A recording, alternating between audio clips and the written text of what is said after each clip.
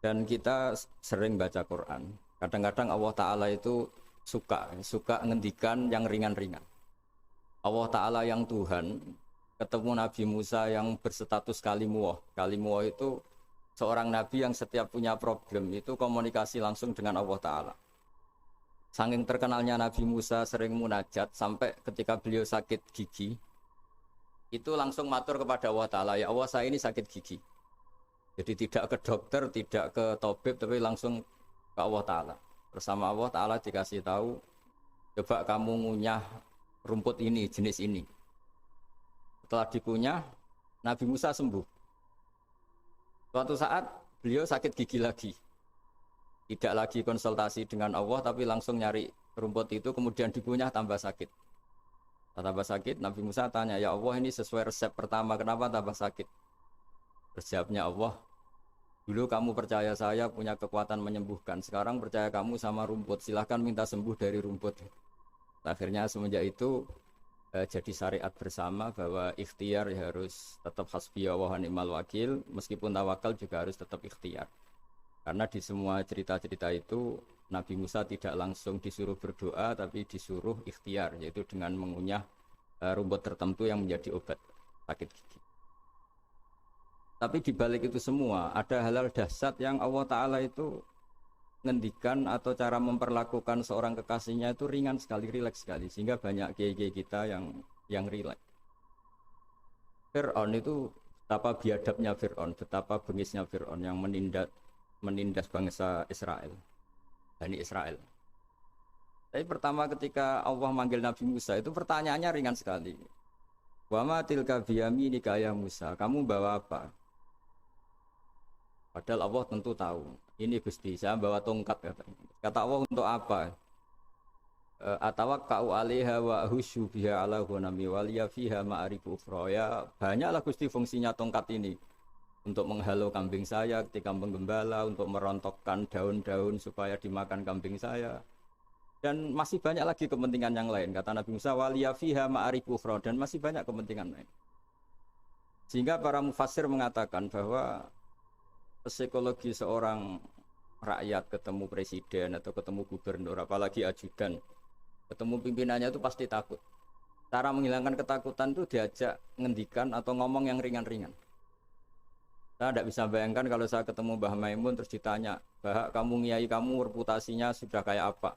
Yang sudah kamu pinterkan berapa? Yang sekarang jadi ahli sunnah berapa? Itu pasti saya gagap.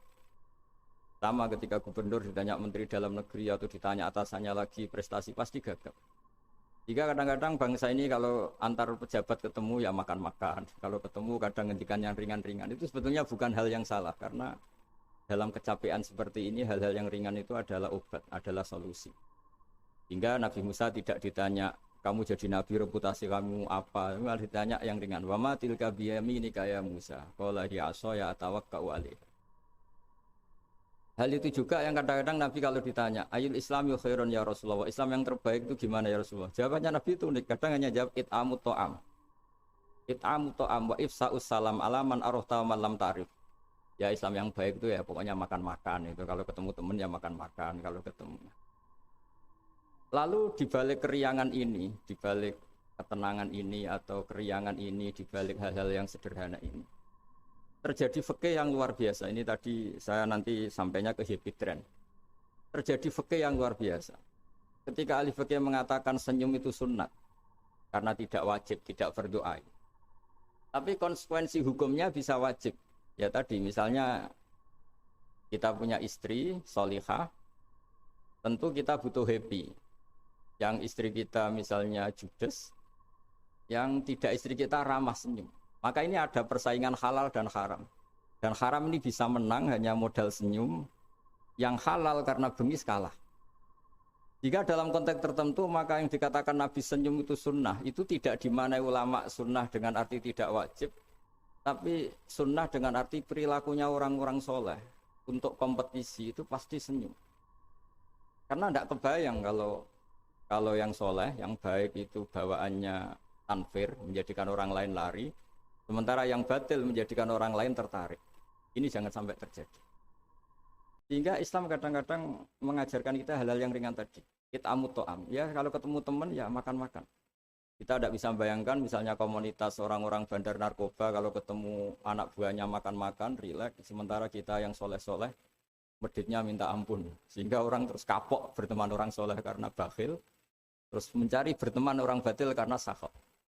Begitu juga di perdagangan.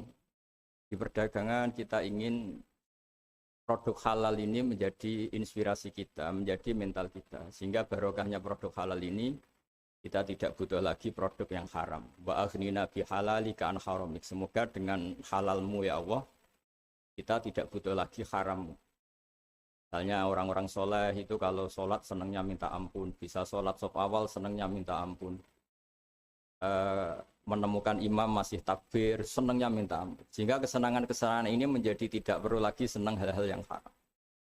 Makanya saya ikut ngapresiasi habit trend ini, semoga jadi sistem perdagangan yang menjadikan orang itu jauh dari haram.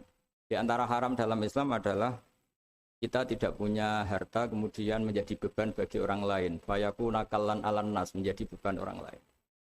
Sehingga di makalah Imam Ghazali paling terkenal diantaranya muru'ah. Muru'ah itu harga diri seseorang itu punya uang, punya harta. Kata Imam Ghazali menyitir sebuah makalah orang sebelumnya, apa etika orang kalau ketemu teman? Kata orang itu jawabnya bawa uang katanya. Pokoknya kelihatan cukup. Karena kalau kita ketemu teman, misalnya di Jakarta, orangnya sudah kelihatan hanya sanggup sak perjalanan, mesti pikiran pertama wah nyangoni ini, karena dia tidak akan kuat beli tiket. Jadi belum sudah jadi problem. Sehingga di Ikhya di bab Adabul Kasbi, terus di situ disebut Fadhailul Kasbi, keutamaan-keutamaan orang kerja, itu di situ diceritakan betapa pentingnya orang itu kerja, punya aktivitas ekonomi, baik berdagang maupun bercocok tanam maupun apa saja. Karena di antara etika berteman itu kata ulama ini punya uang, karena nanti si sohibul bed ini tidak kepikiran macam-macam. Jadi saya tidak akan cerita panjang lebar, cuma saya pastikan bahwa kegiatan halal itu harus dominan dan harus asik. Karena nanti kalau dalam kompetisi kita yang bernegara sehat, bawaannya marah-marah, orang yang salah bawaannya senyum, pasti pertarungan ini akan dimenangkan yang salah. Begitu juga yang orang bawa kebenaran bawaannya pikir, sementara yang bawa kebatilan dermawan, pasti kita akan kalah. Di sini pentingnya ngaji usul fikih, bahwa bagaimana tadi yang beberapa kali disinggung oleh Kiai Haji Ma'ruf Amin. Saya suka sekali karena beliau sering menghentikan kaidah-kaidah fikih juga usul fikih, bahwa masalah pandemi ini atau masalah bangsa ini itu masalah bersama, bukan masalah pejabat saja, bukan tanggung jawab pejabat saja. Karena dalam Islam diajarkan siapapun yang punya kemampuan ikut membantu itu ya wajib. Jadi ukurannya itu siapapun, bukan yang sedang bertugas. Kalau semuanya profesional bisa habis bangsa ini. Misalnya kita melihat orang tenggelam terus biarin aja, kita tidak SAR kok, tidak tim yang penyelamat tenggelam. Kita melihat orang kecelakaan, saya tidak satlantas, ya biar aja. Tidak bisa seperti itu. Meskipun kita kiai, kalau melihat orang kecelakaan, ya ditolong. Meskipun kita tidak profesi itu, kalau berkesempatan ya menolong. Kalau semuanya profesional, bisa habis bangsa ini. Karena nanti orang tenggelam, nunggu tim SAR datang baru nolong. Nanti ada orang kecelakaan, nunggu Kak Satlantas datang baru nolong. Ya tidak seperti itu. Ukurannya kalau dalam fikih ya man lahu qudratun 'alal fi'li, yang mampu melakukan ya harus melakukan. Jadi saya terima kasih sekali sama Kiai Haji Hasib, sama semua keluarga Tambak Beras, bahwa aktivitas dulu yang dilakukan Mbah Wahab Hasbullah sebagai pedagang, sebagai importer kain, sebagai penggerak ekonomi bangsa Indonesia, dan dulu gerakan-gerakan besar Indonesia juga dimulai dari Serikat Dagang. Ini semoga berkah dan menjadikan kita berenergi, kita punya kemampuan untuk riayah, untuk menjaga bangsa ini. Bukan menunggu dikasih. Tapi kalau kita ikut mentalnya riayah, memberi, menjaga, pasti mental kita ini bersama-sama menjaga. Tapi kalau mental kita tidak ikut bertanggung jawab, miskin nyalakan Menteri Keuangan, tidak pinter nyalakan kiai, ribet. Nanti kalau banyak musibah nyalakan kiai, doanya tidak mandi. Wong ada musibah itu karena sanksi orang-orang yang nggak jelas, malah kita disalahin, kan ya ribet. Nanti kalau salah-salahan gitu terus ribet. Alhamdulillah kita tidak punya mental seperti itu. Kita ikut semuanya berdoa, Rabbana dzalamna anfusana, kita semuanya merasa salah karena Ya tadi termasuk salah adalah misalnya pernah suatu saat Nabi Ayub ditanya istrinya, kenapa engkau sebagai Nabi tidak minta doa di entasnya musibah pada diri engkau? Saya sehat sudah berapa tahun? Ya sekitar sekian puluh tahun. Saya sakit baru sekian berapa? Sekian bulan. Masih lama mana? Ya lama sehatnya. Ya sudah, saya tetap akan jaga syukur itu. Nah, syukur ini penting bukan untuk dablek, tidak peduli enggak, supaya jaga imunitas. Karena di antara nikmat yang paling pokok itu alladzi at'amahum min ju'i wa amanahum min khauf. Orang bisa makan, hidup kita tidak terancam oleh kepunahan, oleh pembantaian, oleh chaos sosial itu sudah luar biasa. Karena di antara sifat Allah itu yang memberi alladzi at'amahum min ju', yang memberi makan kamu dari kelaparan. Wa amanahum min khauf, dan memberi kamu kenyamanan.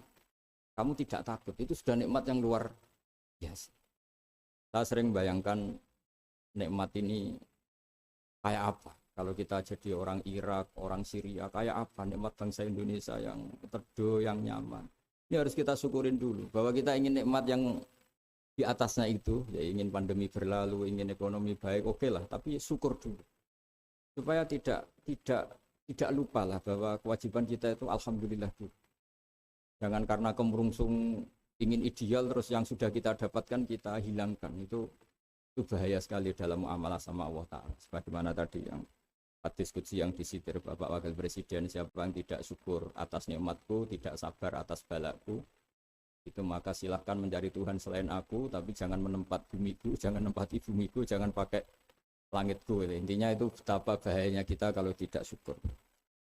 Saya kira demikian, dan saya terima kasih sekali atas kegiatan atau ide debit trend, tapi saya mohon semohon-mohonnya bahwa ini adalah bagian dari meneruskan tradisi dulu, mulai Mbah Wahab, mulai Mbah Hasyim, mulai Mbah Bisri, mulai semuanya lah tokoh-tokoh dari ormas manapun, termasuk dulu ada Serikat Islam, ada Serikat Dagang, karena semuanya ini akan membangkitkan bangsa kita dari keterpurukan. Kita harus jadi kompetitor yang baik sehingga masyarakat ini berkebutuhan yang halal. Karena orang nikmati laba dari dagang, dapat uang dari bisnis, mereka antipati dapat uang dari nyuri, dari korupsi. Jadi semua kebaikan harus dinikmati untuk dalam rangka wa aghnina bi halalika an haramik, supaya kita cukup menikmati yang halal sehingga tidak berkebutuhan lagi sama yang haram. Itu juga dalam berekonomi, berbisnis dan berperadaban.